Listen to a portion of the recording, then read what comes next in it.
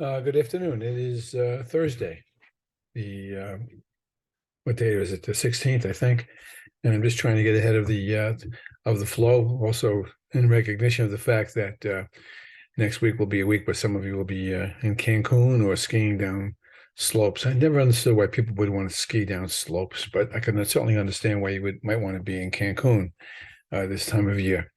So, but to each his own, and there'll be others like myself, who will be tending the store back here.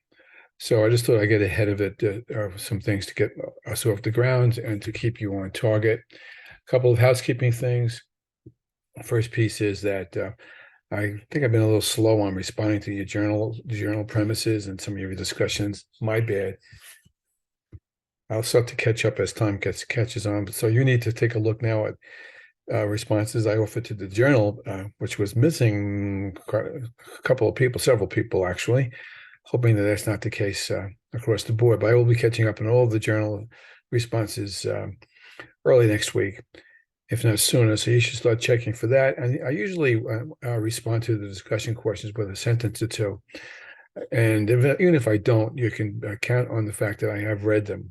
Sometimes I don't respond to every reply that everybody gives, but I certainly respond to the person who started that thread. And so stay on top of that, because that's a major piece of what the grade is about. This video will be about really one of two things, or combination of two premises. What I want to do is go through that Finland video that I posted up for you last week. And I'm going to sort of stop and go on that, walk you through that a little bit, give you some more things to think about. And then I want to transition from that over to the major assignment, which I've already talked about fairly extensively, but now I'm going to take to the next place. That is to say, I'm going to give you pretty specific ways to approach how you make that all happen. So that's pretty much the thrust of this first video. The second video, and I'm not sure when that's coming out, probably next Monday or Tuesday next week. Maybe sooner, but probably Monday or Tuesday. I will talk to the Tomlinson, Koza, Fullen books, because they all go hand in hand with each other. So much so in what this is all about. So that's the drill. Let me show you the agenda. I reserve the right to change it, and I haven't posted it yet into Canvas. So you just need to see it here as soon as I find it, because there's too many things on my screen. And you will see that the agenda will look very similar to the previous agenda, but it's different. Here we go. Okay, first of all, you'll see there is no video link up because I haven't done this video yet. So when I get the video recorded and uploaded to YouTube, we'll take it from there. I also point out that the materials that I intend to use for this week, I may add to that, but right now are the same ones I offered you this week, the one we're in now, and they all have great value for what we're about to get into anyway. I don't see the Finland video. That's because this is in the other agenda. Now I got to stop everything. I'm going to stop the share. And I'm going to go get that link so we don't make ourselves too crazy straight away. So I'm going to leave the video on recording, because if I get off the video, it confuses me. He smiled. So I'm back in my folder. And I'm back in 5743. And where am I?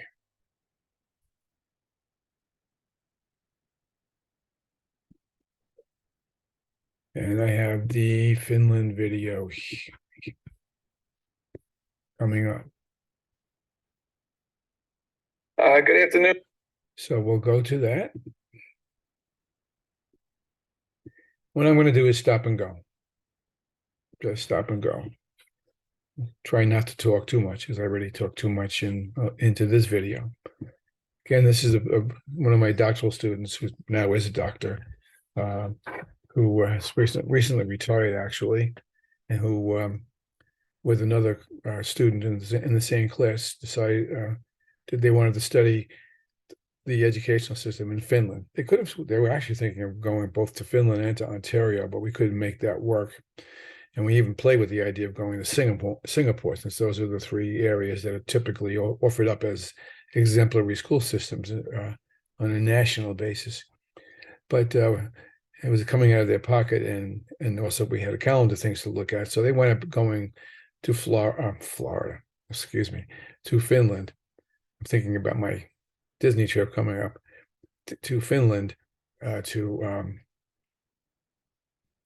examine two things, really examine how teachers are trained, and to examine how administrators are trained. And you'll see that in essence, they're not trained that differently, which is kind of interesting compared to how we do it here in the United States. And in terms of the fact that you are right now amidst that training, that is to say, to be an administrator and to have E&L certification, all the more reason to see how different it is for how we approach things versus how they do. But which is the one that's more the exemplary one, not the ones that we're part of, but rather the ones 4,000 or 5,000 miles away from us.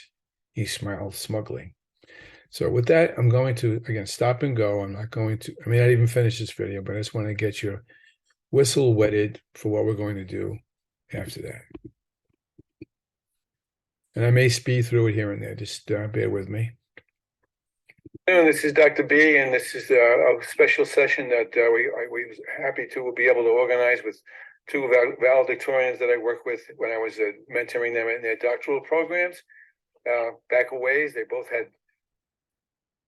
didn't have great world language department, and then transitioned over to be a methods teacher at Stony Brook, which I'm currently doing. Enjoying that aspect of the next phase. I did my dissertation with Dr. Bernardo on, it really dealt with leadership and what does leadership look like in high performing schools based on the results of the PISA scores. Kim, who hopefully will join us, did her research on what do teachers in high performing schools demonstrate, and how are they prepared for that position. So we kind of looked at the same thing, but from two different angles. During our time with doing our dissertation research, we had the opportunity to go to Finland and spend some time there. And for me, that was life-changing. That made me change my viewpoint about many things dealing with education. And one of those things in particular was, I kind of consider myself a hypocrite, because some of the things that I used to do, I now wouldn't even dream of doing after spending some time in Finland. One of the things that struck me the most, though, was how well educated the teaching staff is. And their research-based approach to training their teachers provides the teachers and the administrators an opportunity to always be current and to always have the students first. So the concepts that we deal with of special ed is embedded in. All right, so before we get into the detail of that, because that's critical to your needs in terms of becoming project leaders for E&L, you'll see we'll try to fold that back into this premise. By the way, the other principal person, Dr. Liccato, never got there. She was putting out fires in her school building. She is a principal. But Jackie did a great job taking that up. We may yet bring Kim back in up the road. But you hear the point about research-based analysis, research-based conversation, data analysis, not just for the sake of data analysis, but to problem solve, to do the right thing by individual children as well as by the group. She doesn't use this word, but I'm going to drop this term on you, and I'll come back to that in a little while. She doesn't use this term, but the one term that she implies is reflective inquiry. I'll come back to what that's about. I'm planting the acorn with you here. And in addition, if you heard it say, and I know that you know this, it's pretty much everybody knows this, but Finland is very rigid about who they allow to become teachers, as is true actually for Singapore. I'm not so sure it's as true in Ontario, but certainly in Finland and in Singapore, again, exemplary schools who scored very high on what we call the PISA test, PISA. I never know what it stands for, but it's a math test that is taken internationally and really kind of splits out the winners against the losers. The United States comes in usually typically in the low 20s, well below many countries that would surprise you that are in front of us in terms of those kinds of scores. Notwithstanding the usual quarrels about whether every child is tested in those particular schools. Truth is, it's a pretty valid test. But we're not here to talk about that as such. But essentially, you do know that Finland only takes from the top 10% of their high school graduating classes to be eligible to be in an educational certification, my word, environment in their higher education programs. Okay, just think about that. The United States takes the top 2/3. Take it for what it's worth, but hear that as such. So these people are highly qualified people, as Jackie will say in a moment. They're considered, in terms of respect, with doctors and lawyers. That kind of respect is given to them, rather than how you often feel that you're being respected or not respected. But again, there's bright people. And one point I do want to reiterate before I go back to Jackie is that what's the train of thought? From day one, the day they enter undergraduate school to become trained as educators, they're working with research-based conversations, collaborative groups, experientially dealing with children from the first day. Not the way we do it in downtown United States. And their system seamlessly. They don't have to go out to have IPAs and have the arduous tasks that it takes for a student to be classified, because it's already embedded in their program. That's one of the huge findings that I saw, and it's because of how the teachers are trained. So from the very beginning, their programs, first of all, teaching in Finland is considered to be one of the highest professions, right there with doctors and lawyers. They're well regarded in the public, which is a little bit of a change of what we're dealing with here. I believe post-pandemic that is still in play.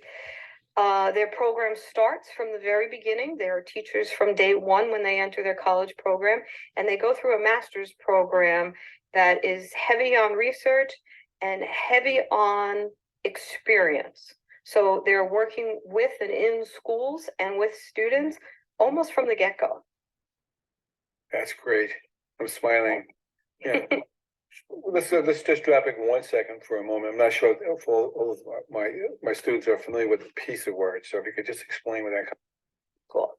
And an example of that is Dr. Licata and I were sitting in one of the schools having lunch with, I think they were probably equivalent to 3rd or 4th graders. And in Finland, everything it's sustainable. So they have trays, they have regular glasses, forks and knives, and the students from the very beginning are trained to bring their trays back and to handle all of that. And what happened was one of the 2 little girls dropped a glass. And Kim and I were ready to get up and start helping. There's glass all over. These kids little. What are they going to do? And the teacher said, no, sit. And the principal said, no, sit and watch this play out. And what we saw was the teacher of the 2 young girls say to them, so what do you do? How are you going to solve this? And we didn't understand the language, but we see the 2 girls talking and the principal's translating for us. And the girls were discussing. They were problem solving how to fix the problem that they created. And which means they were not being taught Columbus sailed the ocean blue in 1492 kinds of things. They were being taught, and Jackie uses the terms 2 different ways within the rest of the video. They were taught to problem solve. They were taught to critically think, to creatively think, and to process think, rather than to concentrate on given factual details. I'm going to move this a little further, so I don't want to belabor. I also don't want to lose anything as such. You're going to see different things going on in regards to that while you're here. And this is why, because they're all leading towards, I think it was a national cause at that point in time that they were striving to receive accommodations or accreditation for. So it was very interesting. The other thing about the schools in Finland that I found startling was there's not a lot of stuff on the walls. They're not decorated from top to bottom. You see student work up. You see it relevant to that time period because it was in September and October. So it was definitely dated September and October. It wasn't up there for different months. And then you see maybe something that's going to help the student, maybe a chart, but the room is not bombarded with an overflow of material. I found that interesting too, coming from a world language background. I would cover every single space on my wall to give the students an opportunity to have that all there. When I asked about that, the response was, when they ask for it, when the student needs it, we'll supply it, which was, again, a very different mindset for me because I wanted to be proactive and give them everything that I thought they needed beforehand, rather than, again, going back to the students taking ownership of what they needed. I'm going back to the premise that you talked about before. I'll use the word that you were implying. The capacity building of prospective teacher candidates. I mean, right out of high school, as we all know, they go, I think, with the top 10% of their graduating class. But whether they still do or not, I'm not sure. But it sounds like that's what they would kind of wave their flag about. But and the intentional expectation to train their teachers to inquire and be collaboratively reflective. That's a word I just used literally before you and I got on today in terms of understanding that. So, did you see that in action? When we asked about what happens with student teaching, we were brought into a classroom where we got to observe, it was probably like 5th or 6th grade, and we observed 2 teachers. It looked like a co-teaching model, and one teacher was more involved with a particular student than other students, where the other teacher was giving everybody equal amount of time. And we just observed and watched and saw it play out. And this teacher redirecting at times and giving encouragement to students, but particularly with this one student. Afterwards, the principal of that building said that what we saw there was the beginning of an analysis of the student, because the teacher had come together with the principal and somebody that specializes in special and said, I'm starting to see something, can you come in? And so from that point on, the person who specializes came in and they worked together. The principal also came in to view the student. Now immediately the student's getting services because the system is so comfortable with the classroom teacher analyzing the specific needs of every student and recognizing an issue right away, that they're going to start that rather than wait however long it takes us in New York to get that process rolling. They started immediately. The philosophy that was that we saw and was told to us was, at some point, every single kid has special needs. And I can remember myself sitting in a chemistry class going, oh my goodness. And just feeling that, like, there are more times for the adults to meet than a typical public school setup here.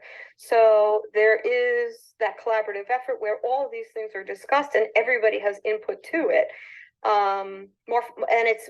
It's readily available and easier to get the right people together at the right time. It's built into their weekly system, is what I should say. It's not part of a faculty meeting at the end or trying to get the right people before or after school.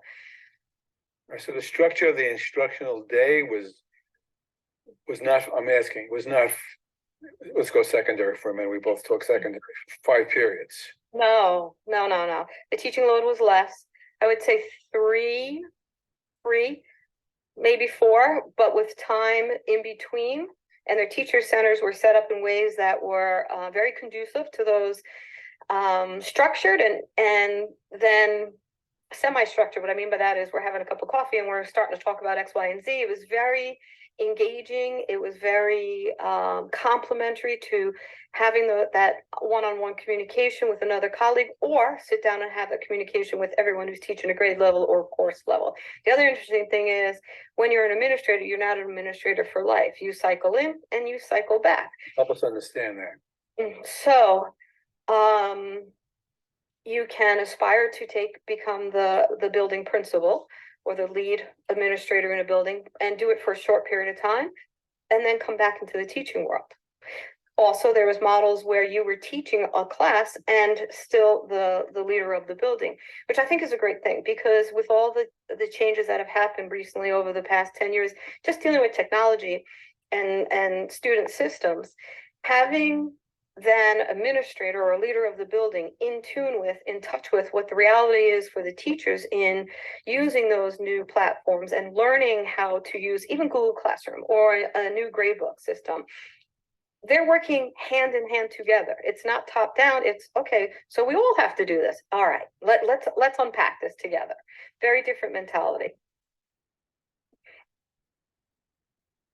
How about, I forgot what I wanted to ask you. I'm going to jump to the question. I think that my class would probably ask you. And I know you and I have talked about this. I remember all the way back to your dissertation, and just a few minutes ago. They have ENL population, or not an ENL population, an FNL population, I guess is a better way to put it. Yeah. Much the same way they would work with potential special education students, I presume.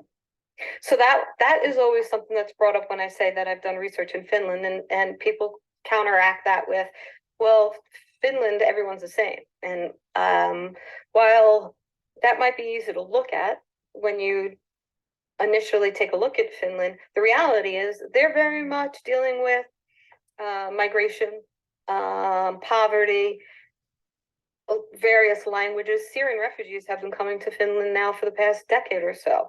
They're dealing with transient populations as much as we. So in the capital of Finland, at one point they were dealing with 30 different languages. 30 different languages. Ontario, Canada exceeded that. They were dealing with 40 different languages. So that portion of both of the Ontario, Canada, as well as Helsinki, is exactly replicates New York State to me, and definitely Manhattan, and some of what's going on Long Island, where there has to be that focus on foreign language instruction. Now, the good news is in Finland, as in most European countries, there is a focus on everybody learning more than one language. We did not have, neither Kim nor I speak the language of Finland, Finnish. We both are Spanish and French.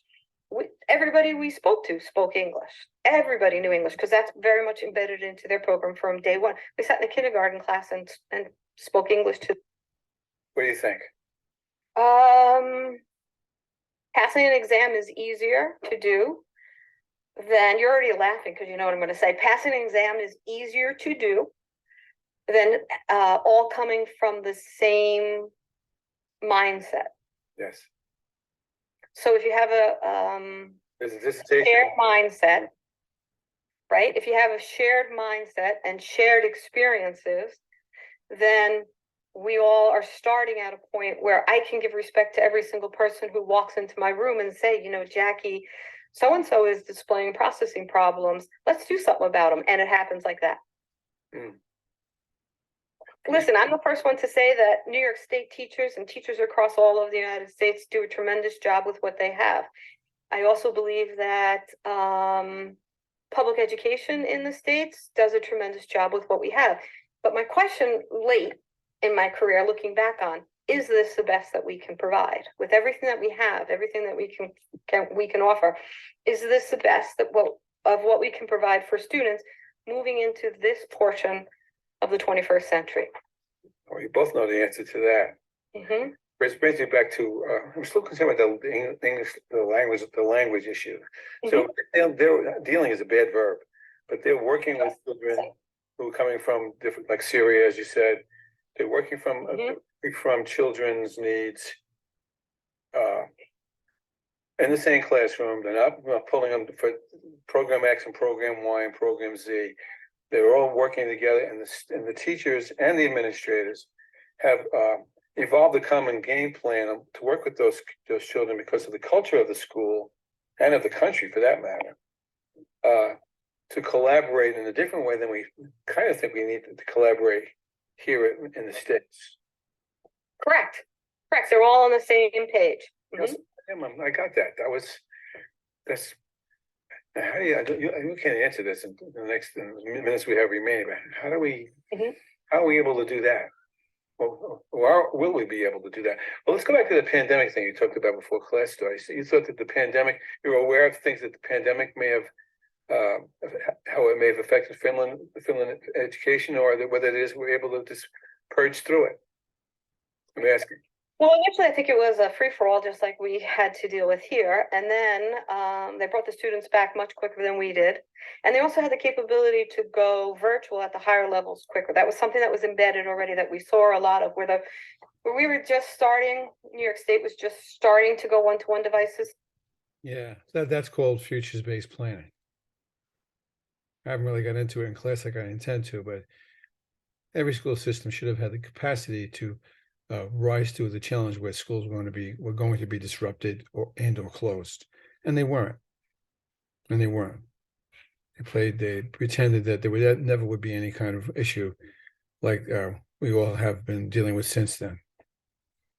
That's me being smug, but it's also me being correct. He smiled. Some districts were further ahead than others. Data analysis circle, where it's that continuous flow of information, the continuous input of information, where not one entity has more influence or power than the other. There is that whole circle of we're seeing teachers, we're seeing this, or the education department talking with what the business world needs and saying, okay, the business world is saying students need to come out with an understanding of, I'm going to say, Excel. And how can we put that into the programming, and where does it go in? And then it comes back around and there's conversation. There's constantly conversation and revision of what's most important for these students to exit from the schools to be able to become productive citizens, or to find what they want to do next. It doesn't mean that we're going to produce a engineer, or we're going to produce a hairstylist. It means that they're going to have the skills to be able to do that. And I think that's different. It's not that they can do math, it's that they can process math. Well, I get the critical thinking thing. I mean, that's clearly, if they're wrapping their flag around that, then they don't have to worry about those kinds of things. I'm thinking about another class that I have, not this class that we're directing this particular video to, that was lamenting greatly. I was going to use a different verb. I was lamenting greatly, how things have been for them the past 3 or 4 years. And I understood that. I mean, I haven't became K-12 world every day anymore, but I can understand the expectation of a good teacher. But what I was really feeling badly for them was the lack of my perception of their perception of the lack of a collective sense of futuring and of anticipation that can only be dealt with if you think about it in terms of like not Maslow. I'll go with Maslow for the only one I can think of a sense of expecting something differently from teachers to begin with, rather than we're going to add in an SEL curriculum. Mm-hmm. Instead of saying SEL can't be taught 30 minutes a day, it has to be part of the day, and this is how we can try to do it. It's another thing people have to do, like fire prevention, safety, or whatever else is out there. Does that make any sense? Yeah, without a doubt. And Okay, there's just a few more minutes left to that. I don't want to belabor it, but I advise you strongly that you take the time to review that, because it's going to help you, I think, in what you need to do, which is to begin to create this plan. Now, what I'm going to do next, and this is I'm stammering because I don't like what I'm going to do on the one hand, and yet on the other hand, I get the idea that you'll appreciate it. I don't like to tell adults, first you do this, and first you do that, and then you do this, and then you do that. It's not my style. I don't like to be addressed that way, even when I'm floundering on something. Nonetheless, that's what I'm going to do now. You have it on the agenda. You will have it on the agenda when you see this, where the agenda will line up a way for you to approach this action plan that you're going to develop to implement an aspect of, or entire aspect of a change. In this case, the change is a change with a capital C, and that would be Dr. Koza, who's also a capital C. That'd be Dr. Koza's multi-age schooling book. But the more I think about the fact that the challenge is to implement such a school, the more I realize that it's really beyond your muscles right now. So what we'll do is we'll kind of squeeze that down a little bit, just so you don't break out in a rash anytime soon, at least not the one you can blame on this professor. So what I'm going to do now is I'm going to share the agenda. You're going to have this agenda probably later in the day today. I'm understanding I probably will change it 3 times, but what I'm going to show you now will not be changed. And I'm going to read at you. It's the only way to put it. I'm going to read at you, and then we'll take it from there. So just bear with me one more time. I need to pull up the agenda. There it is. We'll share the screen again, and we'll go back to this. Now, before I get any deeper than this, you can see that I started to talk about this earlier, that there's a couple of videos there. There's at least four videos that I can count, maybe 1, 2, 3. Yeah, I count 4. 4 videos that each of which helps you address an aspect of this plan that you're pulling together. Okay. First one's about how to do needs assessment, and I'll talk more about that across the next several weeks, but and I'll talk more about it specifically in a moment. The other one is about root cause analysis. I've spoken about that ad nauseum. I don't think it's a natural thing, notwithstanding having heard the Dr. Amaretto video about how they deal with things in Finland. Is not the language we speak necessarily consistently in American schools, I don't think.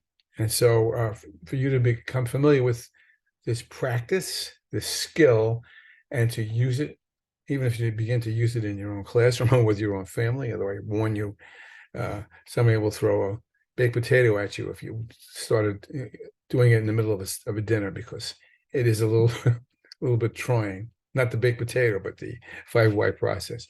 So watch that video about 5 whys. The video about a fishtail is another graphic organizer to enable you to identify root causes. It's much simpler than 5 why. I don't particularly recommend it, but if you want to go to a plan B, or you start with fishtail and then build up to 5 whys with your staff when you intern or wherever you make believe that you're putting this in place, that's so be it. And there's also a SWOT analysis chart, and I could do a whole course on SWOT analysis. SWOT analysis is a business technique that's been around for a while. It's actually becoming old hat. There are better, I think, probably start introducing newer ones in subsequent courses that I teach, where the SWOT analysis has great value, but there are other kinds of analyses, graphic organizer kinds of analyses that have deeper, more reflective thinking, responsiveness expectations. But for your sake, if you learn how to do a SWOT analysis by watching that video, you will be ahead of 90% of all the school administrators currently drawing checks across the United States. If you also master 5 whys, you'll be ahead of 95% of the overall school administrators across the United States, let alone those people who are administering E&L programs of some sort. So those 4 videos have a great value. The Leithwood video is the one beneath it. Is a more generic value. It talks about what goes on in Ontario and supports those premises as well. I'm going to just point out a mock, M-O-C-K, a mock action plan. It's not a great one, okay? It's boxes. It's all it is right now. Later on, we'll jump off the boxes to something else. But in the end, you need to create an action plan. That is to say, a 3 to 5 year plan to put in place a multi-age school system. Now, backing up a bit, I also have said to you that it's probably best if we roll that back a bit. So I'm basically going to amend this goal a little bit, because this is the goal box up here in the top left. And in this case, you can see what I wrote: vision and missions insofar as E&L programs and the students are involved within the context of multi-age classrooms must be provided. Now, that's a terribly written goal, but you see what I'm basically driving at. And there are strategies to do that. And there are criteria to measure those strategies. And there is a timetable for implementing these things. And you need to know what resources you're going to have. And you need to know what your obstacles are going to be and who's going to do these things. All right. Now that's what the template pretty looks like. It's deceptively simple because it's actually very complex. All right. Now I'm going to come back and forth between this and that and the other thing on this. I've already spoken about the fact we've given you a waiver or different ways to approach the internship activity. I'm not going to spend any time on that. And what I'm going to do, oh, I have to come back off this. I'm going to get rid of this share and bring up the other share. I knew there was something wrong with that one. So bear with me.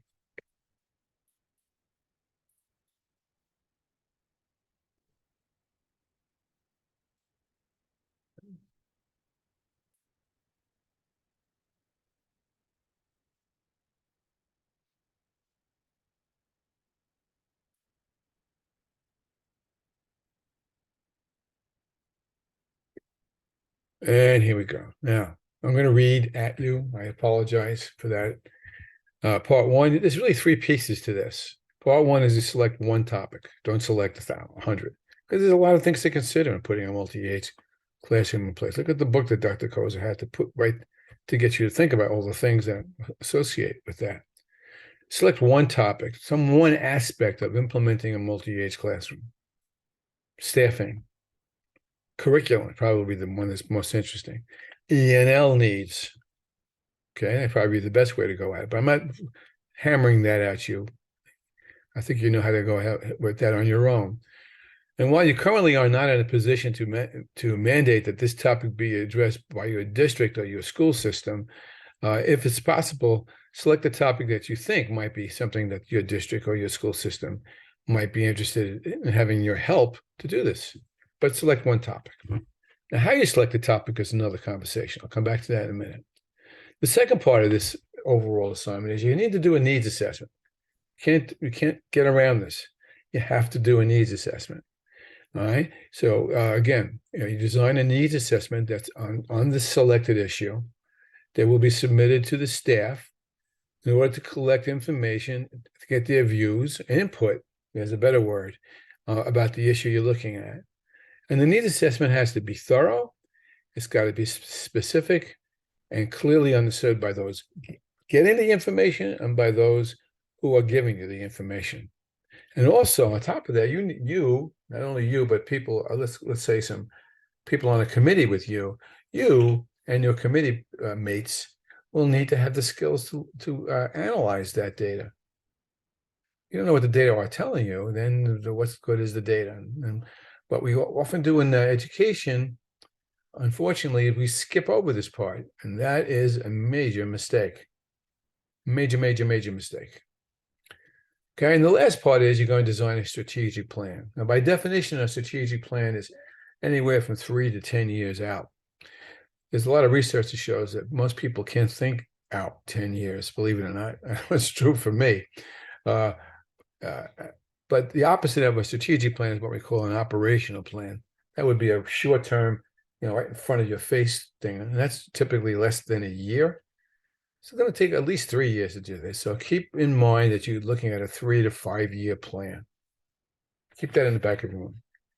And again, there's flexibility there. Now, and this what your strategic plan is going to represent is the goal. I'm going back up here. I'm going back to the chart over here. Here's my goal. The one over here in the left-hand corner. The goal. One big, broad, deep goal, but one goal. Okay. It could be anything about improved student achievement of E&L babies. It could be about professional development of teachers. That's, I think, an important one for you to consider using for better curriculum alignment and planning, and perhaps for safety measures, given what the world is like nowadays. So those are just some examples. You need to be able to specify who is involved. If you were writing a real plan with your think tank colleagues, you'd be saying it's Bernardo. He's going to do the curriculum alignment with 2 other people, Mary Jane and Sammy Joe. Okay, you name the names. I'll explain that over the course of the next couple of weeks. A timeline. I have problems with timelines. I think I said this to you already. Um, 3 of I didn't get that. Could you try again? Siri, go away. Okay. I hope I didn't hurt her feelings. No, I feel bad. I hurt a machine's feelings. What was I just saying? Timelines are not easy to put in place. You space things out. If you say you're going to align the curriculum as your first strategy, okay, that's great. But do you really think you're going to get that done in 1 year? Especially in a multi-age classroom approach? To me, it's at least a three-year program, if not longer than that. So you need to think about how things move through. I will also say, and this is right out of Senge. It's not a bit. I like to practice what Senge tells me on this. Now, I hope that you're going to practice what Bernardo tells you by way of what Senge told me, by way of the readings that we have done. When you put a change in place, especially something as radical as a multi-age classroom for E&L babies, you don't do this with what I call a blunderbuss. For those of you who know what a blunderbuss is, it's a shotgun that sprays pellets out in a wide direction. I don't think anybody watches Tom and Jerry cartoons anymore. Tom was the cat and Jerry was the mouse, and Tom was constantly trying to catch Jerry and never had any luck doing it. And there's plenty of cartoons where Jerry would take out his blunderbuss and shoot it. Or sorry, Tom would take out his blunderbuss and shoot at Jerry and blow a whole wall apart because it was so wide, and Jerry would be running away with a smile on his face. You don't use a blunderbuss to do this. You use a pea shooter. You go specific, okay? And the more specific you are, without being, pardon my French, anal about it, you say the fall of 2023, the winter of 2024. All right, leaves yourself some flexibility, but at the same time, you space things in properly. And in addition to that, this is the point I wanted to say a minute ago, you use what I call the P word. In this case, the P word is pilot. You don't try to do something so massive as put a multi-age classroom school system in place. With a blunderbuss, you have to piece it in, another P word. You got to program it in, another P word. You got to plan it in, the most important P word here. And so piloting it, just starting it nice and slow, maybe 2 grades, see how that works, and then learn from those mistakes, and then add in another piece, and then add another piece the next year or two across, is going to be the best way to make this happen. Not to drag it out, but to make sure that whatever it is you're putting in place has been thoroughly analyzed and evaluated for its tentative successes in order to assure yourself of its sustained long range and preferences as such. I have location here. That's I'm not sure where I put that word there. I have to change it. The location of where the plans. Okay, I'll leave it in there for the moment. And how you're going to run the activities to get this to happen. You're going to run meetings. You're going to do this, that, the other thing. What are you going to do? And any other things you want to put in place. Now, I'm piecing this in. It's only February. This isn't due until, the last part of March, April. But the quicker you start working on this and roughing it out, the better. Now, I want to make this point very important. For the purpose of this assignment, you're not putting this in place. You're not doing it. You haven't got the authority. You haven't got stripes on your shoulders to authorize you to do something like this. So what you need to do is pretend that you're doing some things and move it through. Now, here is the model. I use the term District ABC.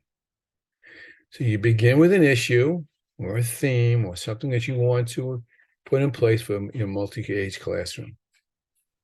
I'm going to suggest one or two, but I'm not restricting you to the 2 ideas I'm giving you. One would be curriculum alignment, and another one would be professional development. And you can see how they go together, but you want to tease them apart. There's other way how to communicate with the community or get input from your community, how to make sure that you have assessment strategies built in. But those are 2 for you to think about. Now, you're going to generate a SMART goal. I'm presuming somewhere along the lines you've learned what the acronym means. SMART means specific, measurable, achievable, reasonable, and targetable. and say, we're putting in a multi-aid school. That's not a goal. That's a mess. When, how, who, how will you know when it's done? Doesn't tell you anything. It says we're putting in a multi-age classroom. So you write yourself, or you want to use the word objective, that's even better. All right. Come up with a SMART goal / objective. Now you really can't come up with that too quickly, because you haven't done the second piece. And this is a requirement. Let me go back up to this little chart here again. Where is it behind? Let me go back down to it. You see, I have a goal, and then I have strategies here. And there's only, I think I put 4 in place, just as a model. Notice that the strategies don't begin up here, he shouted. They belong down here. So what are the assessment? What are the strategies that you're putting in place? How are you going to meet this goal?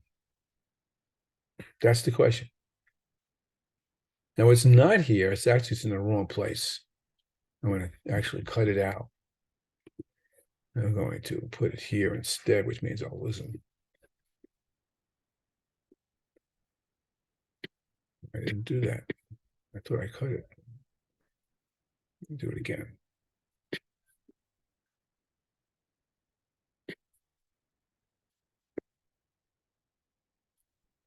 I'm going to put it up here because everyone's going to have the same first strategy. There is no negotiation on this, he smiled. Okay, everyone's going to do a needs assessment. And I'll talk more about needs assessment as we get deeper, but a needs assessment is all about taking temperatures, doing surveys, doing focus groups, doing research, visiting other multi-age school systems, bringing in experts. You're going to do a needs assessment, and you're going to tell me what kinds of needs assessment you're going to do. The video that I gave you was a business video. It's not about educational needs assessment, but it'll give you plenty of ideas. You're going to do a needs assessment. That's your first strategy. Everyone's going to have the same first strategy. Everyone does not have to have the same goal, but everyone has to have the first strategy, and that's a needs assessment. Okay? And you're going to put down whatever other things you're going to do. Everyone should have, almost as soon as you do your needs assessment, should have a root cause analysis based on your SWOT analysis, based on whatever it is that has emerged from the conversations you're having, which will go back then and help you inform you what your goal should be. And then what you need to do to get the other things in place. So if you were concentrating on communication amongst staff, I don't think that's a great strategy in this case, but if you were going to try to increase communication amongst staff to alleviate the E&L needs in a multi-age classroom, if that's what you think is an important strategy to put in place, and it is someplace along the line, then what would you do to do that? How would you do it? Would you have a website put up? Would you address it in faculty room meetings? Would you use some systems like you may have seen in the Finland conversation? How would you use that? How would you do not how you would do a needs assessment, rather how you would address the communication issue that you have made your major goal to be. So I'm saying give me anywhere from 3 to 5, preferably 5 strategies. I've given you 1. That's needs assessment. So I need 2. I need 3 more, not 4 more. Okay. So let's go back up to this little laundry list we have here. You're going to do a needs assessment. You could use a SWOT. You could do a culture analysis.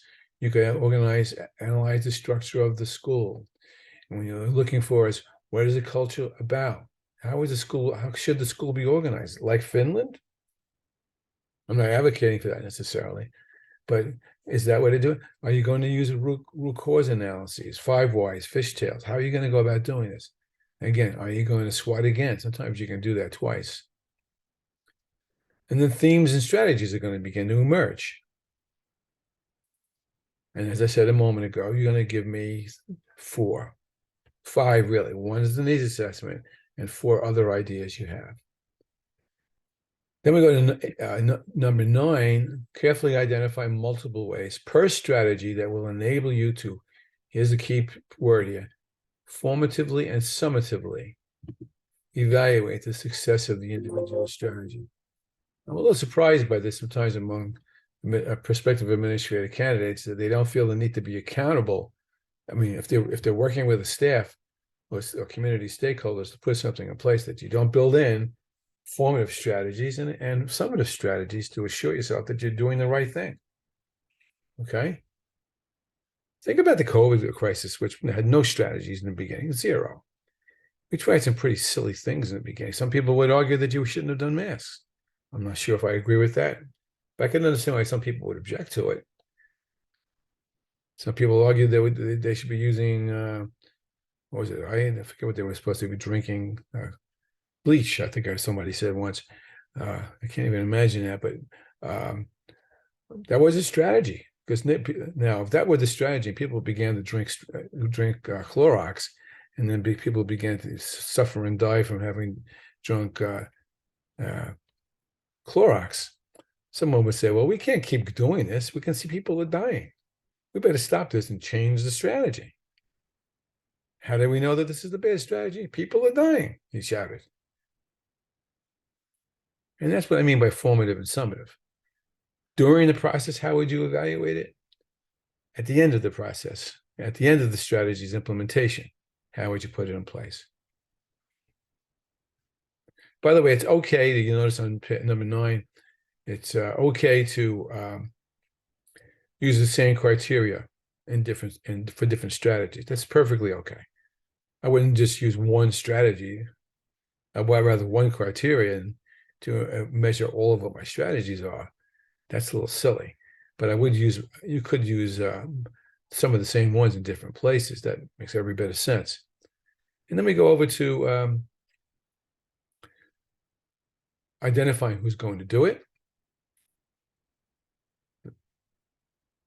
Principal Smith, Principal Jones, Chairperson Mary, Custodian Johnny. Take it from there, but to identify the title, perhaps. And obviously, we don't need names because this is not a true plan. Now, this is important in terms of timetable. Like I said before, sequence your strategies so they don't all happen at once. That's just silly. Just silly. Piece them in. First, you're doing a needs assessment. Then you're going to come up with some root causes that will suggest what your goals might be and what your strategies might be. Those are the first 2 things you're going to do. You may do the first one in the the fall season. You may do the next one in the winter season. All right. And then you may begin to formulate strategies, maybe pilot some things, and that's how you think it through. You piece it through. Otherwise, people will be falling all over each other. All of you are too young. I was not born yet either, but you might think that I was. When we talk about something like D-Day, the battle June 6, 1944, when the Allies invaded Normandy, France, against the Germans, that took 2-3 years of planning, and they knew that the tanks were coming in after the jeeps. They knew they weren't just have everybody show up at the beach at the same time. Otherwise, we'd be speaking German right now, and so forth. All right, so now you got to go to what the obstacles are. What are the yes buts? Well, I'm going to try to get everybody on board to communicate properly. Well, what could go wrong? Sometimes people's mindsets. We talked about that when we talked about systems disciplines. Or sometimes people don't know how to talk to each other, or to hear each other's thoughts, or to agree on consensus. Those are obstacles that you need to at least identify. I don't need you to solve them in this plan, at least not yet, but I need you to piece it through. And then what resources do you need? Now, the answer to that, I know I probably said this already, the answer to that is money, of course. If this were a real plan, I would ask you how much. So I'm not asking you for that, but please get past the money word. We can talk about expertise. We can talk about time. We can talk about will.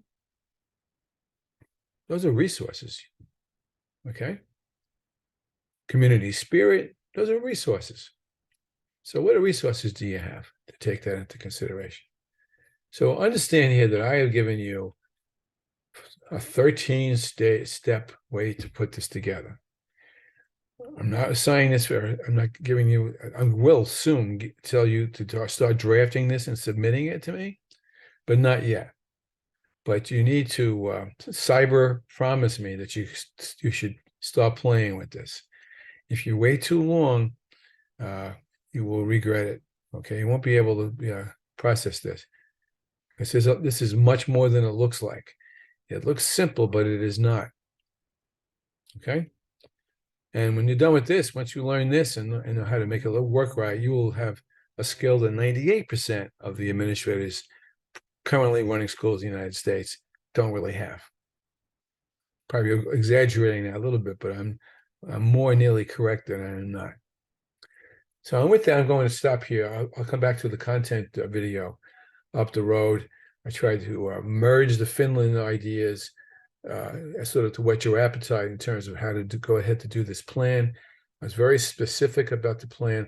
I will no longer be as specific for at least for the next month or two, because there's other things we need to do.